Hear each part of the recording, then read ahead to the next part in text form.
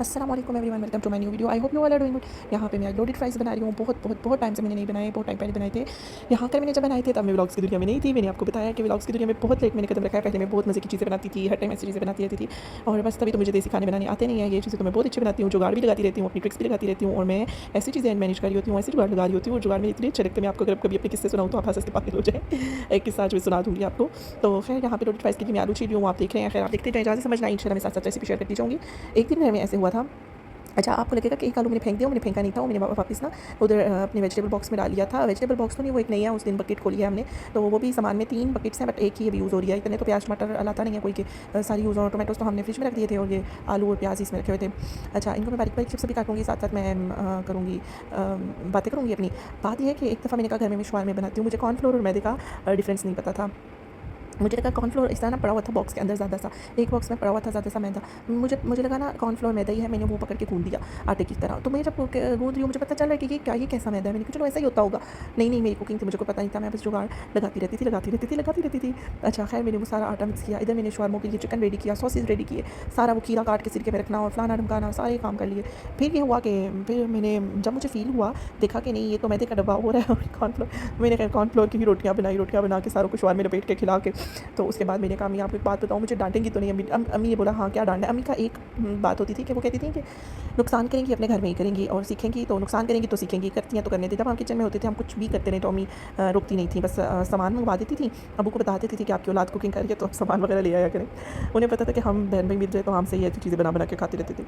ये वाक़या जब हुआ सामने शवारमे का, बाद में मैंने बताया तो खैर मुझे डाँट तो नहीं पड़ी, लेकिन मुझे ना फिर समझ आ गई कि कॉर्नफ्लोर और मैदे में क्या फ़र्क होता है। अब मुझे समझ आ जाती है कि कॉर्नफ्लोर है और ये मैदा है। अब तो देसी आटे और दूसरे आटे की भी समझ आ जाती है, अब तो सारी बातें समझ आ जाती हैं। अब तो ये भी पता होता है किचन के फ़लाँ कॉर्नर में फ़लाँ चीज़ पड़ी है, फ़लाँ चीज़ फ़लाँ जगह पड़ी है, इस घर के इस कॉर्नर में ये चीज़ पड़ी है, सारी चीज़ें पता होती हैं। अब तो एक-एक चीज़ का ध्यान भी रखती हूँ, मतलब मेरी एक नेचर है, मैं अपनी चीज़ें जहाँ रखती हूँ मैं याद रखती हूँ कि ये चीज़ मेरी वहाँ फ़लाँ जगह पड़ी है, ये चीज़ मेरी फ़लाँ जगह पड़ी है। मेरी हर चीज़ों की ना मख़सूस जगह हैं, मैं उनको उनकी जगहों पर ही रखती हूँ। मैं प्रेफ़र करती हूँ कि अपनी जो चीज़ की जो जगह है ना वहीं पर रखूँ, इधर-उधर फेंक दूँ तो वो फिर बाद में अपने लिए ही प्रॉब्लम बनती है। लाइक अभी मुझे अगर मेरा कार्ड चाहिए है, मेरा कुछ भी चाहिए, मुझे पता होगा मेरा फ़लाँ जगह पे फ़लाँ चीज़ पड़ी हुई है, लेकिन अभी बोथ आर अपोज़िट। इस मामले में he is totally opposite person. उनकी कोई चीज़ उनको नहीं पता होती कि कहाँ पे है, कहाँ पे क्या चीज़ पड़ी है, कहाँ पे क्या चीज़ पड़ी है, लेकिन मुझे मेरी सारी चीज़ें पता होती हैं। फिर इस तरह से ना मुझे मतलब सुकून रहता है, अल्लाह का शुक्र है।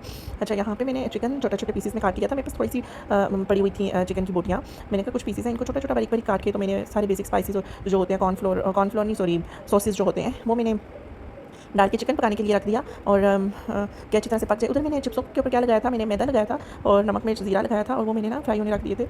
वो मैंने एक ही चक्कर में सारे डाल दिए। मैंने कहा अच्छे से फ्राई हो जाएँ और उनका ये करूँगी ना कि वो अच्छे से जब से क्रिस्पी होंगे तब उन्हें निकालूँगी। इस तरह फिर ऑयल भी नहीं रहता है और अच्छे से क्रिस्पी फ्राई हो जाते हैं। बीच में पता नहीं कुछ क्लिप्स मेरी रिकॉर्ड नहीं हो पाई, हालाँकि मैंने रिकॉर्ड किया था उनके ऊपर भी कोटिंग करते हुए। कोटिंग क्या, बस खाली मैदा ऊपर छिड़क दिया था और छोटा-सा नमक मिर्च दिया। तो मैंने इस तरह ना अच्छे से क्रिस्पी करके चिप्स भी निकाल लिए और जो चिकन था इसमें मैंने सारे सॉसेस शामिल किए, बेसिक स्पाइसेस शामिल किए और अच्छा-सा मैंने ना इनको चिकन को पका लिया। अभी पानी इसका खुश नहीं हो रहा था, फिर मैंने बड़े चूल्हे पे रखा। मैंने कहा अच्छा-सा चिकन के अंदर से सारा पानी ड्राई हो जाए, ऑयल सेपरेट हो जाए और फिर मैं इसको निकाल लूँगी। फिर मैंने कहा चलो इसी के अंदर ना मैं व्हाइट सॉस भी बना लूँगी। व्हाइट सॉस बनाना होता है लोडेड फ्राइज़ के लिए, चीज़ भी ऐड करनी होती है। मेरे पास दोनों चीज़ इस टाइम अवेलेबल थी, तो लेकिन मैंने बहुत ज़्यादा चीज़ भी ऐड नहीं की थी क्योंकि मैंने सॉस ऐड कर लिया था और सॉस में मैंने मैदा शामिल किया और दूध शामिल किया और सारे जो भी आपके पास स्पाइसेस हैं डालना चाहते हैं आप, कुटी लाल मिर्च, जीरा, नमक और ये चीज़ें मैंने शामिल कर ली थी। जिंजर गार्लिक पेस्ट भी शामिल कर लें अगर आपके पास अवेलेबल है, नहीं अवेलेबल तो सिर्फ जिंजर काट के ना थोड़ा-थोड़ा छोटे-छोटे टुकड़ों में वो शामिल कर लें। तो फिर इसे अच्छी तरह से बीट करें, वो थिक होता जाएगा।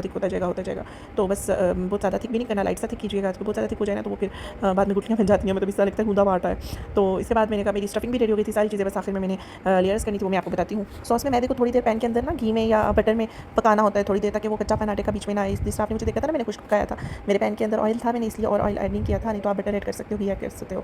तो बस कुछ चीज़ें रिकॉर्ड हुई हैं मेरे से, तो वो मैं आपसे शेयर कर रही हूँ। इसके बाद मैंने क्या किया, चिप्स मैंने एक बाउल में रखे थे क्योंकि मैंने कहा अगर ओवन में या माइक्रोवेव में बेक करती हूँ तो कांच के बर्तन रख लेती हूँ, ताकि बहुत बड़ी प्लेट और बहुत बड़ी चीज़ें भी ना फिर बेक करने में मुश्किल होती है। आप चाहे माइक्रोवेव में कर लें, ओवन में कर लें, इट्स अप टू यू। फिर उसके बाद मेरे पास जो सॉसेस थे, मेरे पास ऑलिव्स थे, केचप था, आप सिर्फ मायोनीज़ केचप डाल सकते हैं और चीज़ जो है आप सॉस के अंदर भी ऐड कर सकते हैं, ऊपर अलग से भी ऐड कर सकते हैं। मैंने सॉस के अंदर ऐड नहीं की थी क्योंकि मैंने बहुत थोड़े चिप्स बनाए थे, अगर बहुत ज़्यादा क्वांटिटी में बनाऊँ तो फिर मैं ऐड करती हूँ।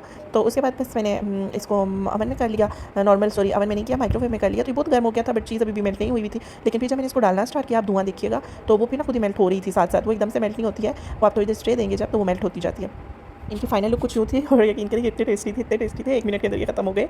और फिर मुझे रिग्रेट हो रहा था कि मैंने इतने थोड़े क्यों बनाए हैं, क्वांटिटी में मुझे ज़्यादा बनाने चाहिए थे। मैंने तो ऐसे ही थोड़े से बनाए, मैंने कहा बच जाएंगे, अक्सर चीज़ें बच जाती हैं। रात वाला पिज़्ज़ा भी बचा हुआ था फ्रिज में, उस दिन वाले पुलाव भी पड़ा हुआ था, इतनी चीज़ें पड़ी हुई थी, बेकरी वाली सारी चीज़ें पड़ी हुई थी। तो फिर मैंने ये थोड़े से बनाए थे, मैंने कहा चलो ऐसी फ्रिज भरी जा रहा है। तो लेकिन ये इतने अच्छे बने थे कि फ़ौरन से खत्म हो गए। फिर मुझे एहसास हो रहा था कि नहीं मुझे ज़्यादा बनाने चाहिए थे और सबको बहुत पसंद आए, बहुत तारीफ़ भी वसूल की मैंने। और तारीफ़ करने वाला मेरा भाई था और उसने बहुत तारीफ़ें की, कह रहा बहुत अच्छे बनाए आपने बहुत अच्छे बनाए हैं। तो बस फिर मेरी ना सारी कीमत अदा हो जाती है। मैं बड़ी खुश होती हूँ जब कोई तारीफ़ करता है, पता नहीं क्यों मुझे क्या एप्रिसिएशन से क्या बस मैं जब कोई कहता है ना चीज़ अच्छी बनी है तो मुझे बहुत खुशी होती है, बहुत खुशी होती है, सुकून मिलता है।